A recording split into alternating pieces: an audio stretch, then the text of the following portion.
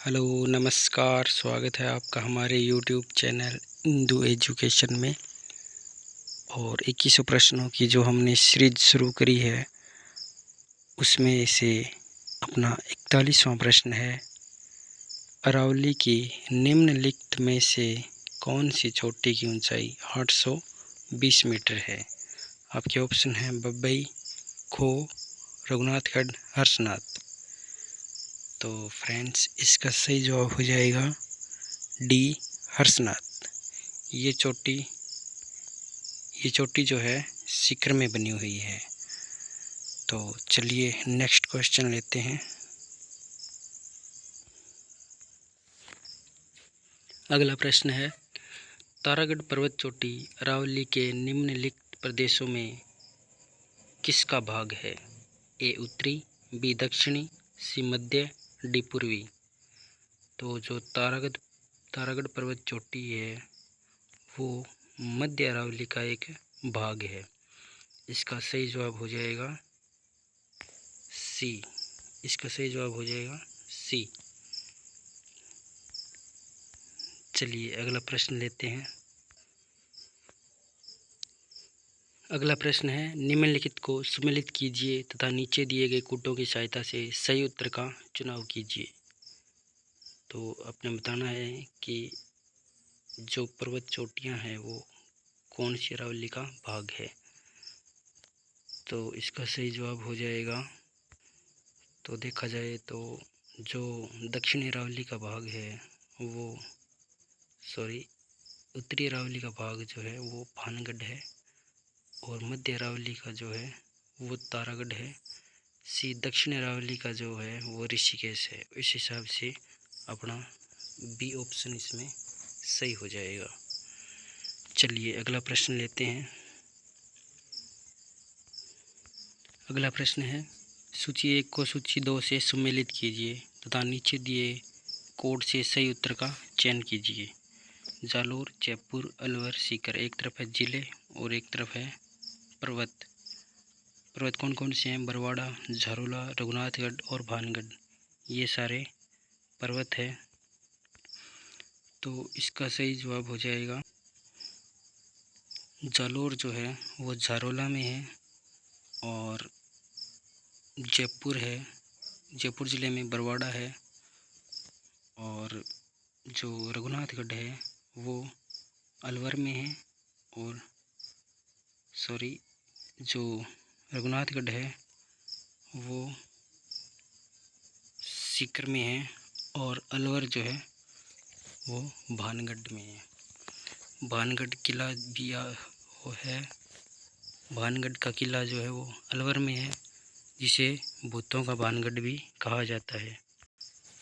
इस तरह से इसका ए सही हो जाएगा। ए ऑप्शन इसमें सही माना जाएगा, जिसके अनुसार जालोर जो है वो झारोला में है, और बी का 1 हो जाएगा यानी जयपुर बरवाड़ा, और सी में 4 हो जाएगा यानी अलवर भानगढ़, और सीकर रघुनाथगढ़। चलिए नेक्स्ट प्रश्न देखते हैं। अगला प्रश्न है, सूची 1 को सूची 2 से सम्मिलित करना है और उत्तर का चयन नीचे दिए गए कोड से करना है। एक तरफ अरावली के शिखर है और दूसरी तरफ उनकी ऊंचाई है। तो इस हिसाब से हमें सही कोड का चयन करना है। देखा जाए तो इसका सही जवाब हो जाएगा बी। इस प्रकार से अचलगढ़ की ऊंचाई है 1380 मीटर, और तारागढ़ की है 873 मीटर, और खो की ऊंचाई है 920 मीटर, और पीछे जो बच गया बैराज उसकी है 792 मीटर। चलिए अगला प्रश्न लेते हैं। अगला प्रश्न है, अरावली की निम्नलिखित पर्वत चोटियों को उनकी ऊंचाई के अवरोही क्रम में व्यवस्थित कीजिए। ये हमारे ऑप्शन है। तो अभी तक जो हमने पढ़ा है उसमें इन चोटियों में से सबसे बड़ी चोटी जरगा है, और जरगा 2 ऑप्शन में ए और बी। इसका मतलब सी और डी तो अपने बाहर हो जाएंगे। जरगा के बाद जो है या तो अचलगढ़ है या रघुनाथगढ़।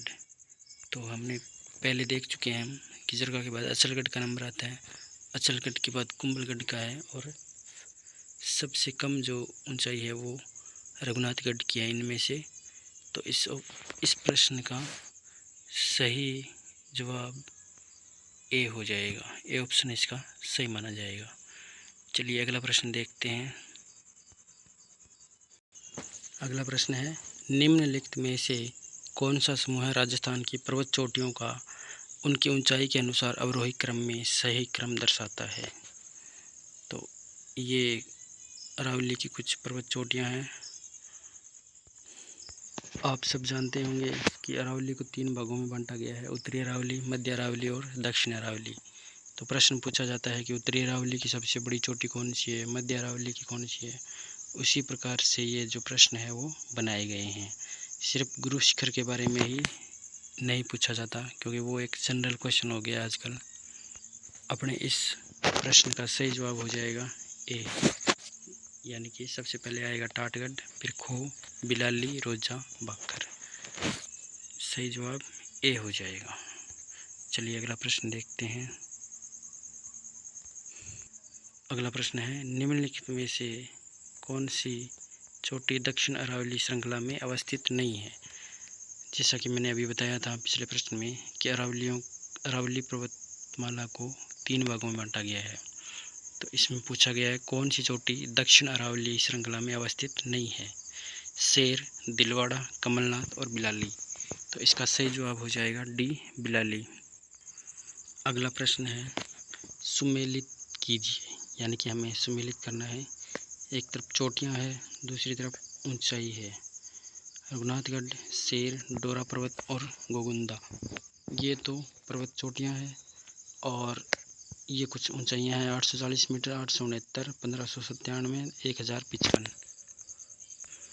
ये कूट है, इसके हिसाब से देखना है। तो इसके हिसाब से जो है हमारा बी ऑप्शन सही हो जाएगा। इसके हिसाब से बी में आएगा चौथा, अर्थात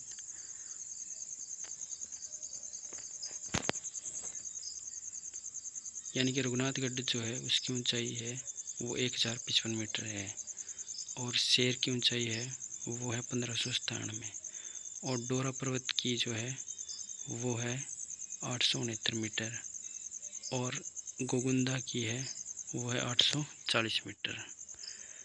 चलिए अगला प्रश्न है, निम्नांकित चोटियों को ऊंचाई के आधार पर अवरोही क्रम में व्यवस्थित कीजिए। आपके ऑप्शन है खो, नागपाड़, टोडगढ़ व बैराज। बी ऑप्शन है टाटगढ़, खो, नागपाड़ व बैराज। सी ऑप्शन है नागपाड़, टोडगढ़, बैराज व खो। डी, टोडगढ़, नागपाड़, खो व बैराज।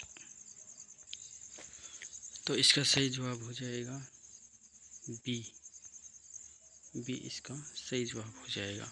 सबसे पहले आएगा टोडगढ़, उसके बाद खो है, खो के बाद नागपहाड़ है, और सबसे लास्ट में आएगा बैराज।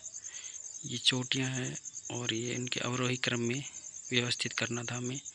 अवरोही क्रम का मतलब होता है घटते हुए क्रम में। तो इन चोटियों में से टोडगढ़ जो है वो सबसे बड़ी चोटी है ऊंचाई के आधार पे।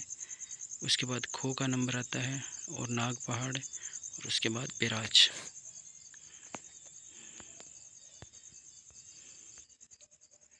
तो आज के लिए इतना ही।